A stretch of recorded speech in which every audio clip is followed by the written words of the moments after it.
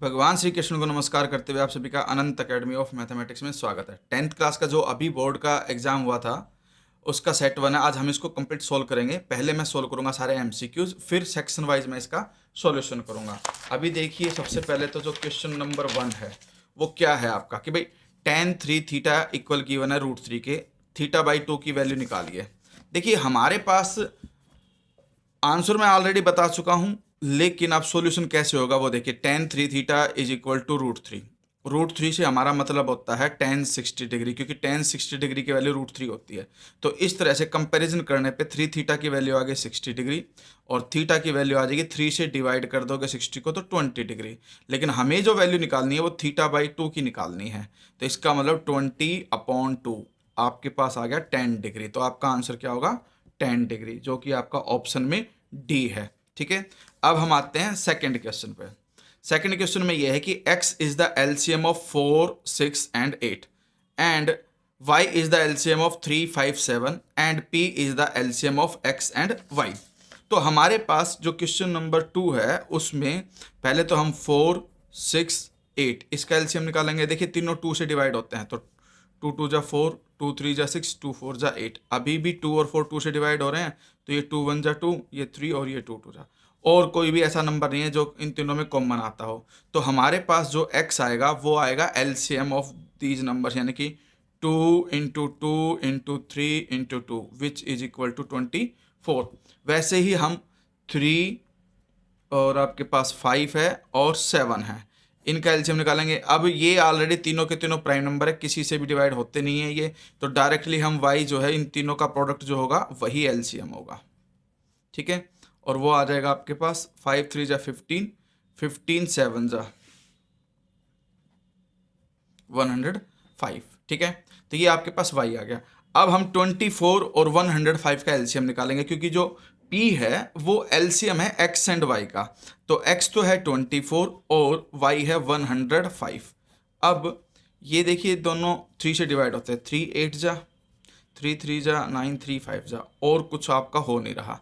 तो इसलिए जो p आएगा वो आएगा LCM of x and y which is equal to 3 into 8 into 35। यानी कि 35 को मैं पहले लिख देता हूं और 8 इंटू 3 24 हो गया, जो कि 24 एलसीएम है x के इक्वल। ठीक है, तो p is equal to 35x। तो आपके पास जो ऑप्शन है ए वो इसमें आंसर है आपका। ठीक है, ये वाला। अब हम आते हैं थर्ड क्वेश्चन पे। थर्ड क्वेश्चन क्या है आपका कि the value of k for which the system of linear equation 6x plus Y equal to 3k and 36x plus 6y equal to 3 have infinitely many solution. देखिए हमारे पास पहले तो इसमें दो इक्वेशन है। क्वेश्चन नंबर 3 के अंदर हमारे पास इक्वेशन है दो, 6x plus Y is equal to 3k। इसको मैं ऐसे भी लिख सकता हूँ 6x plus Y minus 3k equal to 0।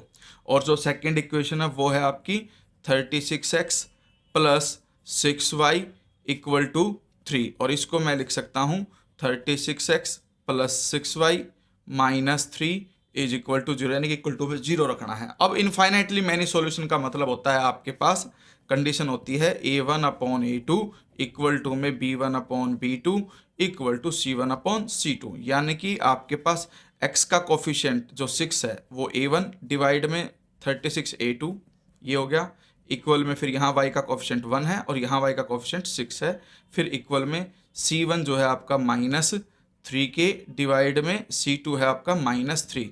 तो लास्ट 2 को अगर हम कंपैरिजन करें तो नेगेटिव से नेगेटिव कट गया, 3 से 3 कट गया, k की वैल्यू आ गई 1/6। तो k आपका 1/6। ठीक है, ये आपका आंसर है, जो कि आपके पास ऑप्शन में बी गिवन है 1/6। फोर्थ क्वेश्चन देखिए। फोर्थ में यह कि भाई if alpha and beta are zeros of the polynomial px x square minus ax minus b then the value of alpha plus beta plus में अल्फा बीटा। अब हमारे पास इस क्वेश्चन के अंदर देखिए पहले तो इक्वेशन क्या गिवन है। इक्वेशन गिवन है x square minus ax minus b, और हमें वैल्यू किसकी निकालनी है? अल्फा प्लस बीटा प्लस में अल्फा बीटा की। आपको ये दो फॉर्मूले याद होंगे कि भाई अल्फा प्लस बीटा होता है माइनस b/a, जनरली जो जनरल इक्वेशन होती है उसके अकॉर्डिंग। लेकिन यहाँ पर हम एक काम करते हैं, इसको कैपिटल बी और कैपिटल ए का यूज करते हैं, क्योंकि स्मॉल ए और बी यहाँ यूज हो चुके हैं। तो आपके पास कैपिटल ए तो 1 है, कैपिटल बी माइनस ए है और कैपिटल सी जो है वो माइनस बी है। तो इस फॉर्मूले के अकॉर्डिंग आपके पास अल्फा प्लस बीटा की वैल्यू आएगी माइनस इंटू में माइनस ए डिवाइडेड बाई ये जो ए यानी कि एक्स स्क्वायर का कोफिशिएंट है वो डिनोमिनेटर में आएगा। तो इस तरह से आपके पास वैल्यू आ जाएगी सोल्व होकर के प्लस ए। उसी तरह से अल्फा इंटू बीटा सी अपॉन ए, सी अपॉन ए का मतलब कांस्टेंट टर्म आपके पास है माइनस बी और ए यानी कि एक्स स्क्वायर का कोफिशिएंट है 1 और वो आपके पास आ जाएगा माइनस बी। अब इसमें देखिए अल्फा प्लस बीटा की वैल्यू हम निकाल चुके हैं ए और अल्फा इंटू बीटा की वैल्यू आ चुकी है माइनस बी। तो आपके पास ये आंसर होगा जो कि आपके पास क्वेश्चन के अंदर जो आंसर है वो सी ऑप्शन में है। फिर हमारे पास ये कंडीशन, ये तो देखो डायरेक्टली ही पता चल रहा है फिफ्थ के अंदर कि भाई x upon 12 minus 3 upon X equal to 0 then the value of X are. ठीक है भाई, x अपॉन 12 है माइनस 3 अपॉन एक्स है इक्वल टू 0 है। ये क्वेश्चन नंबर आपका 5 है। तो देखिए हम इसको थोड़ा सिंप्लीफाई करते हैं, x इधर जाएगा एक्स स्क्वायर, माइनस में 12 इधर जाएगा माइनस 36 और डिवाइड में 12 इंटू एक्स। ये एक डायरेक्ट तरीका होता है एलसीएम लेने का और इक्वल टू में 0 है।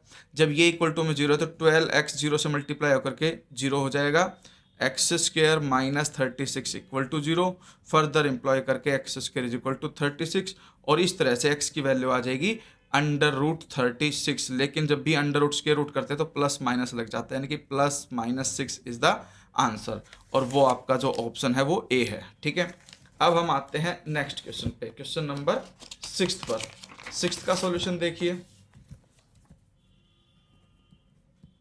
क्वेश्चन नंबर 6 में ये है कि भाई the line represented by x upon 4 plus Y upon 6 equal to 1 intersects x axis and y axis respectively at p and q, then coordinates of the mid point of the line segment P Q are. यानी कि पहले हम p निकालेंगे फिर q निकालेंगे फिर उसका mid point निकालेंगे, जो मिड पॉइंट आएगा वो आपका आंसर होगा। हमारे पास जो इक्वेशन है वो ये है x upon 4 plus Y upon 6 equal to 1। ठीक है, at X axis y equal to 0, तो y को 0 रख दूंगा तो ये पूरी कंडीशन 0 हो जाएगी, सिर्फ x अपॉन 4 इक्वल टू 1 आएगा। ठीक है, तो x अपॉन 4 इक्वल टू 0 क्योंकि at X axis y equal to 0, तो यहाँ से x की वैल्यू क्या आ जाएगी 4। ठीक है, तो p जो पॉइंट आएगा वो आएगा 4,0 क्योंकि x एक्सिस का पॉइंट है। उसी तरह से एट y एक्सिस पे आपका जो x का पॉइंट होता है वो 0 होता है, तो ये 0 हो गया। y upon 6 equal to 1, further employ करके y की वैल्यू आ गई 6, तो जो q है वो आपके पास आ जाएगा 0,6। ठीक है, अब हमें निकालना है mid point of P Q. Mid point formula आपको पता ही है भाई, x1 plus x2 divided by 2 और y1 plus y2 divided by 2 होता है, विच इज इक्वल टू, देखिए ये तो है आपका x1 और ये है आपका y1 और ये आपका x2 ये आपका y2, तो x1 4 है, x2 0 है डिवाइडेड बाई 2, कॉमा y1 आपका 0 है, y2 को आपका 6 है डिवाइडेड बाई 2, तो ये तो 4/2 हो गया, ये 6/2 3 हो गया, 2/3 आपका आंसर आ गया और 2,3 जो है आपका ए ऑप्शन में है, ये आंसर है। फिर हमारे पास गिवन है भाई 2 of the vertices of triangle P Q are R P is -1/5 1,5 and Q is 5,2, the coordinates of A point which divides P Q in ratio 2:1। तो सेक्शन फॉर्मूला लगेगा, ये x1 y1 ये x2 y2 और ये m1 m2। तो हमारे पास question number 7 के अंदर जो पॉइंट आया P वो गिवन है -1,5, पॉइंट जो Q है वो है आपके पास 5,2 और जो रेशियो है आपके पास वो है 2:1। तो जो x है उसका फॉर्मूला होगा m1 x2 plus m2 x1 divided by m1 plus m2 which is equal to, m1 की वैल्यू यहाँ पर 2 है, x2 की वैल्यू 5 है प्लस m2 की वैल्यू 1 है और x1 की वैल्यू क्या है -1 divided by m1 plus m2 यानी कि 2 + 1, तो ये 5 2 10 और ये -1, 10 - 1 होता है आपके पास 9, 9/3 विच इज इक्वल टू 3, तो x की वैल्यू तो 3 आ गई। वैसे ही हम y निकालेंगे, y का भी same formula m1 y2 plus m2 y1 divided by m1 plus m2, इसमें जो M1 है वो 2, जो Y2 है वो आपका 4 है ना, सॉरी 2 है, तो ये 2 यहाँ आ जाएगा, फिर प्लस का साइन, यहाँ पर जो M2 है वो 1 और जो Y1 है आपका 5 है, ठीक है, डिवाइडेड बाई 2 + 1, तो ये 4 और ये 5, 4 + 5 9/3 विच इज इक्वल टू 3, ठीक है। तो हमारे पास अब जो आएगा सेक्शन फॉर्मूले से जो आंसर आएगा वो आएगा x, y which is equal to 3, 3, यानी कि आपके पास जो ऑप्शन में है वो है आपका सी ऑप्शन में 3, 3 इज द आंसर। अब हम आते हैं क्वेश्चन नंबर 8 पे। 8 में हमें ये गिवन है, देखिए ये तो सिंपली डायरेक्टली पता चलता है कि भाई अगर ये एंगल 80 का है तो ये कितने का हो जाएगा, 100 का, ठीक है। तो 100 में ऊपर 50 होगा और नीचे भी आपका 50 होगा, क्योंकि हाफ होता है। हमें यही एंगल निकालना था, POA निकालना था, तो आंसर क्या आएगा, 50 आ जाएगा, ठीक है। 180 इसलिए क्योंकि आपके पास यहाँ 80 थी, 100 इसलिए होगा क्योंकि ये दोनों के दोनों एंगल सप्लीमेंट्री होते हैं एक दूसरे के, तो ये 40 और 40 होंगे और ये 50 और 50 होंगे, तो हमें POA निकालना था, इसीलिए वो 50 आया। क्वेश्चन नंबर 9 में हमें cot theta plus tan theta की वैल्यू निकालनी है।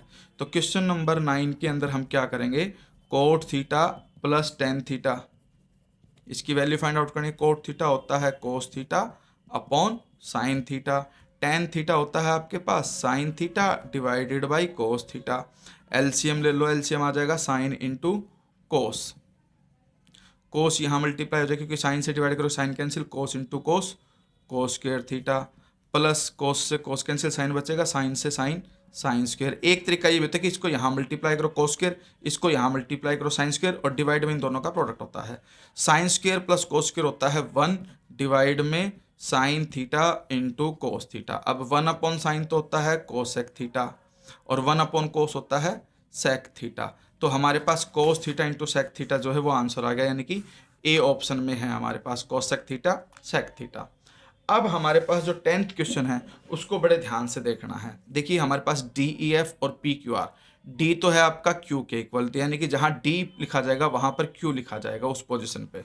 तो हमारे पास जो कंडीशन है इसके अंदर वो ये है कि आपके पास जो D है, sorry angle D is equal to angle Q and angle R is equal to angle E। तो हमारे पास जो ट्राइंगल है DEF वो किसके सिमिलर होगी, ध्यान से देखना। D जिस पोजीशन पे, फर्स्ट पोजीशन पे, तो फर्स्ट पोजीशन क्या लिखा जाएगा, Q लिखा जाएगा। E है, E किसके इक्वल, R के इक्वल, वो सेकंड प्लेस पे लिखा जाएगा, बच गया P। तो ये दोनों ट्राइंगल एक दूसरे के इक्वल हो जाएंगे, किससे, एंगल क्राइटेरिया से। तो इसमें हमारे पास सिमिलरिटी जब प्रूफ हो जाती है तो उसके बाद जो साइड की रेशियो होती है वो इक्वल होती है। तो इसीलिए देखिए फर्स्ट 2 है DE डिवाइड में फर्स्ट 2 है QR इक्वल, लास्ट 2 है EF, इसमें लास्ट 2 है RP या PR, ठीक है। सॉरी यहाँ पे आप लिखोगे EF upon PR is equal to first और लास्ट है DF, इसमें फर्स्ट और लास्ट है PQ। ये कंडीशन आ गई। अब इसमें देखिए ये एक कंडीशन ऐसी है, देखिए DE upon QR DF upon PQ correct आ रहा है, अलग ही दिख रहा है भाई, DE अपॉन QR इक्वल में है DF अपॉन PQ, लास्ट वाला इक्वल आ रहा है। सेकंड है EF, देखिए EF upon PR equal to DF के अपॉन PQ, ये भी ट्रू है। फिर EF के अपॉन RP और DE के अपॉन QR, ये भी ट्रू है। तो ये वाली कंडीशन देखिए कहीं पर भी नहीं मिलेगी। देखो DE अपॉन PQ है, इधर देखिए यहाँ पर DE के अपॉन QR है, जबकि आना क्या चाहिए था, PQ आना चाहिए था, इसलिए जो फोर्थ ऑप्शन है वो नॉट ट्रू है। अब हमारे पास 11th क्वेश्चन के अंदर अगर हम ध्यान से देखें, ये 130 है, ये 28 है, एंगल सम प्रॉपर्टी से इन दोनों का सम 180 में से माइनस करोगे तो ये 22 डिग्री का एंगल आएगा। सेम वे में ये 22 है तो ये आपका 28 आ जाएगा, क्योंकि एंगल सम प्रॉपर्टी से। तो आपके पास ये साइड, ये एंगल और ये साइड, तो साइड एंगल साइड से दोनों ट्रायंगल क्या हो जाएंगी, सिमिलर। और सिमिलर होने की वजह से 45 के अपॉन तो करोगे 5 को और 72 के अपॉन करोगे x को, तो हमारे पास कंडीशन ये बनेगी 45 के अपॉन तो 5 आएगा और 72 के अपॉन x आएगा। तो 5 1 जा 5, 5 9 जा, x उधर चला जाएगा, 9 इसके अपॉन आ जाएगा, या 9x इज इक्वल टू 72 और x की वैल्यू आ जाएगी 72 अपॉन 9, 9 8 जा 72। ध्यान रखना इसमें MLN और ट्रायंगल इधर BAC दोनों सिमिलर होंगी।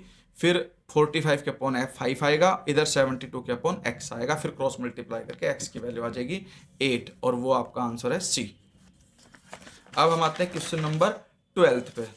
12th में क्या कंडीशन दे रखी है, if the volumes of two cubes are in ratio 8:125 then the ratio of their surface area is.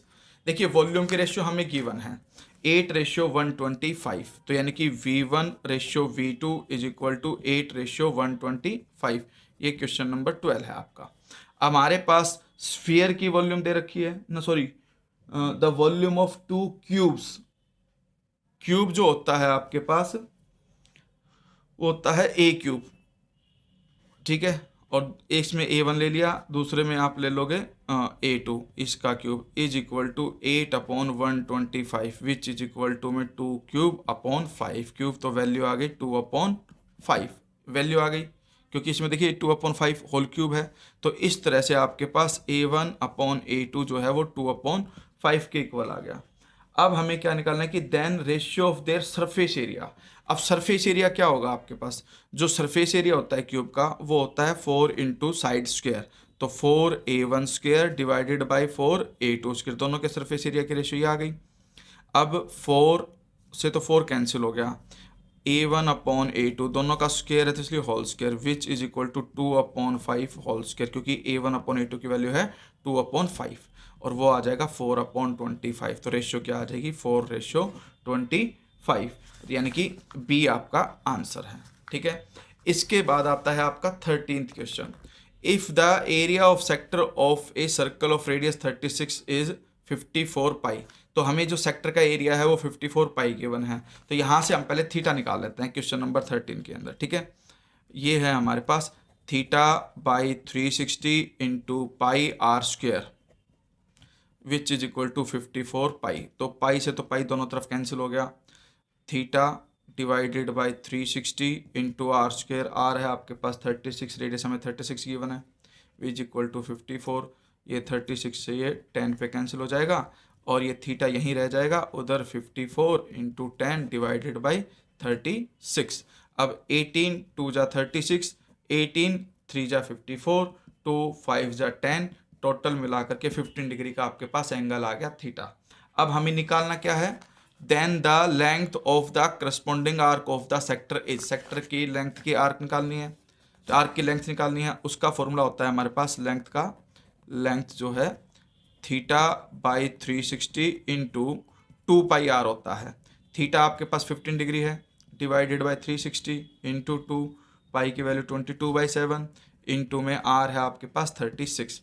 तो देखिए यहाँ पर कैसे कैंसिल होगा, 36 से ये 10, 5 2 जा 10, 5 3 जा 15, 2 1 जा 2, ये कैंसिल हो गया। ठीक है, आपके पास बच गया ये 22 इंटू 3, यानी कि एक प्रकार से ये पाई को पाई ही रहने दो, हमें जो आंसर चाहिए पाई की फॉर्म में चाहिए, तो 3 पाई आंसर आ गया।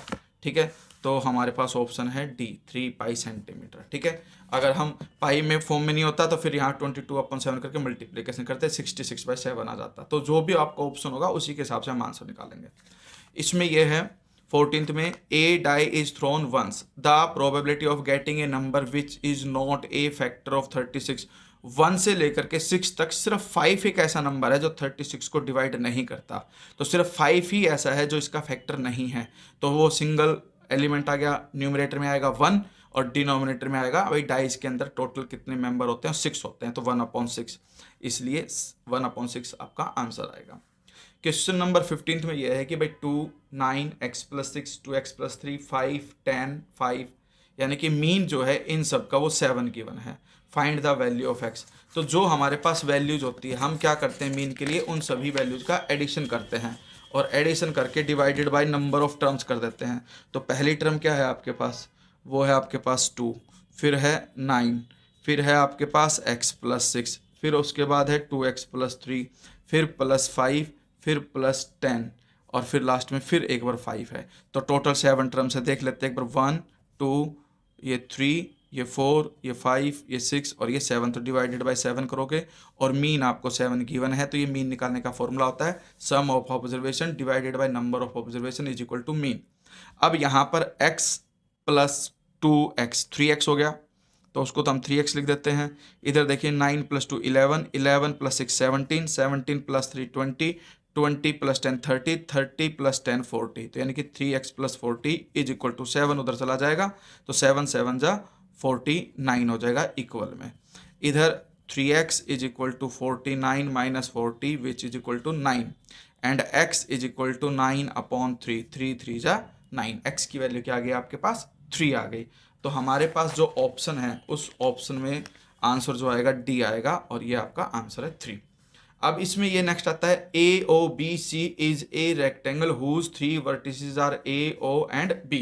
तो सबसे पहले तो हम क्या करते हैं कि रफ रेक्टेंगल बना लेते हैं ऐसे, और सीक्वेंस में अगर ये A है, ये O है, ये B है और ये C है। A का जो पॉइंट है हमारे पास वो है 0,2, जो O है वो हमारे पास है 0,0, जो B है हमारे पास वो है 4,0 और D का हमें पता नहीं, मतलब C का हमें पता नहीं, उसे हम x, y मान लेते हैं। हमारे पास क्या निकालना है, the square of length of its diagonal. तो डायगनल की लेंथ का स्क्वायर निकालना है, तो पहले तो लेंथ निकालने। अब डायगनल जो है वो ये बनता है ऐसे, क्योंकि रेक्टेंगल में डायगनल इक्वल होते हैं, तो हम बी ए निकाल लेते हैं, क्योंकि ए का भी पॉइंट है और बी का भी पॉइंट है। ओ सी मैं इसलिए नहीं निकालूंगा क्योंकि सी का पॉइंट हमें गिवन नहीं है। तो ए और बी के बीच में डिस्टेंस फॉर्मूला लगा दो, तो ए बी = x2 - x1 यानी कि 4 - 0 उसका स्क्वायर, फिर प्लस y2 - y1 यानी कि 0 - 2 होल स्क्वायर विच = देखिए 4 - 0 4 होता है, 4 का स्क्वायर प्लस 16 प्लस का साइन -2 स्क्वायर यानी कि माइनस का स्क्वायर प्लस 2 का स्क्वायर 4, तो विच = √20। ठीक है, लेकिन इसने पूछा है डायगनल की लेंथ का स्क्वायर, तो इसलिए हमारे पास AB² = 20 आंसर है आपका। तो इसमें हमारे पास बी ऑप्शन है। अब हम आते हैं इस पे, the zeros of the polynomial px = x² - 3√2x + 4r। तो हमारे पास जो क्वेश्चन नंबर 17 है उसके अंदर इक्वेशन गिवन है x² - 3√2 + 4। अब अगर हम देखें ध्यान से, यहाँ पे 3√2 है तो 2√2 और उसको फिर मैं √2 से मल्टीप्लाई कर दूँ तो √2 × √2 2 होता है, 2 × 2 4 होता है। अब इसके आगे 2 है, इसके आगे 1 है, तो 2 अगर ये देखो माइनस का हो जाए और इसमें प्लस में ही माइनस का √2 ऐड कर दिया जाए तो वो माइनस का 3√2 आ जाएगा। तो इस तरह से इस जो ये माइनस में 3√2 है इसको मैं ऐसे ब्रेक कर सकता हूँ, x - 2√2, एक तो ये बनेगा माइनस का, दूसरा फैक्टर बनेगा माइनस में √2, क्योंकि एक तो बना था आपके पास -2√2 और एक -√2। ठीक है, दोनों का एडिशन -3√2 आएगा और सम जो है वो 4, प्रोडक्ट जो है दोनों का वो +4 आएगा। तो इनको अलग अलग जीरो रखो, ठीक है, या फिर क्वाड्रेटिक फॉर्मूले का यूज़ करके भी आप इसको निकाल सकते हो। तो यहाँ से x की वैल्यू आ जाएगी =0 रख के, ये उधर चला जाएगा प्लस हो जाएगा तो 2√2, और x - √2 को =0 रखोगे तो √2 उधर जाके प्लस का हो जाएगा। तो 2√2 और कॉमा √2 ये दो आपके ऑप्शन में अगर कहीं है तो वहाँ लगा दो, बी ऑप्शन है, ये आंसर है आपका। ठीक है, अब आता है क्वेश्चन नंबर 18 को थोड़ा सा ध्यान से देखना। देखिए हमारे पास कंडीशन क्या गिवन है, इसके अंदर फिगर है ABC, एक ट्रायंगल गिवन है। तो एक तो अलग ही दिख रहा है भाई, जो A है वो D इधर या इधर दोनों में से किसी एक एंगल के इक्वल होगा। हमें साइड इधर की दे रखी है इधर, तो इसका मतलब हम पूरे इस ट्रायंगल को इस एक छोटे वाले ट्रायंगल के सिमिलर दिखाएंगे। अब सिमिलर कैसे है उसको बड़े ध्यान से देखना। देखिए अगर मैं ट्रायंगल लेता हूँ ABC, A 90 डिग्री है, इधर ये वाला एंगल 90 डिग्री है, तो जिस पोजीशन पे A है उसी पोजीशन पे D लिखा जाएगा। उसके बाद ABC में भी C आता है और DAC में भी C आता है। C इसमें लास्ट में, तो इसमें C लास्ट में लिखा जाएगा। तो A कहाँ आ जाएगा, बीच में आ जाएगा ऑटोमेटिकली, क्योंकि हमारे पास जिस पोजीशन पे था उसी पोजीशन पर तो D लिखोगे। C और C इक्वल है तो C लास्ट में, तो C लास्ट में ही लिखा जाएगा। बच गया पॉइंट A, तो वो ऑटोमेटिकली DAC में मिडल में लिखा जाएगा। और ये ट्राइंगल इस ट्राइंगल के क्या आ जाएगी, सिमिलर। तो triangle ABC similar to triangle DRC। अब हमें जो वैल्यू निकालनी है, देखिए BC 16 है, BC इसमें लास्ट है तो उसके अपॉन में आएगा। देखिए लास्ट 2 है तो लास्ट 2 AC लिखा जाएगा, और AC की वैल्यू कितनी है, AC = x = का साइन। अब सेकंड वैल्यू हमें किसकी गिवन है, CD की गिवन है। CD आपके पास फर्स्ट और लास्ट है, इसमें फर्स्ट और लास्ट क्या है, AC है, तो इसीलिए AC यानी कि x ऊपर आएगा और DC जो है 4 वो नीचे आएगा। फिर क्रॉस मल्टीप्लाई कर दो, 64 = x²। अंडर रूट करोगे तो x जो है वो 8 के इक्वल आ जाएगा, क्योंकि 8 का स्क्वायर 64 होता है। ठीक है, नेगेटिव हम इसलिए नहीं लेंगे क्योंकि लेंथ है, इसलिए आपके पास सी ऑप्शन में आ जाएगा। फिर हमारे पास आता है ladder leaning against a wall stands at a horizontal distance of 6 meter from the wall if the height of the wall up to which the ladder reaches is 8 metre, यानी कि जो wall है उसकी हाइट 8 मीटर है। The length of the ladder is 10 metre. ठीक है, और यहाँ पर ये नेक्स्ट में क्या कहते हैं, ladder makes an angle 60 degree with the ground. तो पहले हम इसका एक फिगर क्रिएट करते हैं। देखिए, मान लो ये वॉल है, इसकी हाइट हमारे पास 8 है, एक लेडर इस तरह से है जो कि इसके फुट से 6 मीटर की दूरी पर है। ठीक है, ये 6 मीटर है, ये 8 मीटर है और ये 10 मीटर है। तो पाइथागोरस लगा करके देखते हैं, 8 का स्क्वायर प्लस 6 का square is equal to 10 square, 64 plus 36 is equal to 100, 100 is equal to 100 आ ही रहा है, इसका मतलब ये कंडीशन ट्रू है। तो फर्स्ट वाला ट्रू आ गया। लेकिन जब हम एंगल निकालते हैं, देखिए इन्होंने क्या बोला है नेक्स्ट केस में, the ladder makes an angle 60 degree with the ground. क्या यहाँ 60 डिग्री का एंगल बनता है? उसके लिए हम क्या करते हैं, परपेंडिकुलर अपॉन बेस करके देखते हैं। P upon B is equal to 8/6। P upon B होता है tan थीटा। ठीक है, और यहाँ पर आ गया 2 से 4 और 2 से ये 3, 4/3 आ गया आपके पास। लेकिन 4/3 जो है आपका एंगल जो है 60 डिग्री, अगर हम देखें tan थीटा, अगर हम 60 डिग्री पे चेक करें तो वो होता है √3, लेकिन ये √3 तो है नहीं, इसलिए आपके पास जो ये कंडीशन है वो फॉल्स है। तो assertion is true but reason is false, so C is the option of this question। ठीक है, if two tangents are drawn to a circle from an external point then they subtend equal angles at the center of the circle। यानी कि हमारे पास क्या है, इसके अंदर आपको एक सर्कल ड्रॉ गिवन होगा इस तरह से, एक पॉइंट है, उससे 2 टेंजेंट्स ड्रॉ की गई। ठीक है, ये सेंटर है, इनको ऐसे ज्वाइन करो तो ऑटोमेटिकली अगर इस लाइन को मिला दूं तो यहाँ पर जो एंगल बनता है वो इक्वल ही बनता है। वैसे तो स्टेटमेंट इसकी एग्जैक्ट है नहीं, लेकिन इसके अकॉर्डिंग यही कंडीशन है कि वो इक्वल एंगल ही सबस्टेंड करती है, तो इसका मतलब ये कंडीशन ट्रू होगी। फिर आपके पास नेक्स्ट, ये तो एनसीईआरटी का ही क्वेश्चन है कि a parallelogram circumscribing a circle is a rhombus. Yes, correct है, रोम्बस ही होता है, तो ये भी ट्रू है। Both are true but this is not correct explanation of A, so the answer is both are true। Reason मतलब ये assertion A and reason R are true but reason R is not the correct explanation of assertion A, so B is the required answer। तो इस तरह से इसमें मैंने ये आपका MCQs के जो 20 क्वेश्चन है वो मैंने इस पार्ट में सोल्व कर दिए। इसके बाद मैं आपका आगे का क्वेश्चन पेपर सोल्व करूंगा। ध्यान से जुड़े रहें, चैनल को सब्सक्राइब कीजिए, अपने क्लासमेट्स फ्रेंड्स वगैरह में ज़रूर शेयर करें, और कोई भी आपको लगता है कि सर ने कोई गलती कर दी, बाई चांस हो गई हो जल्दी में, तो वो आप कमेंट करके मुझे बता दें, मैं उसको दूर करने की कोशिश करूँगा। धन्यवाद।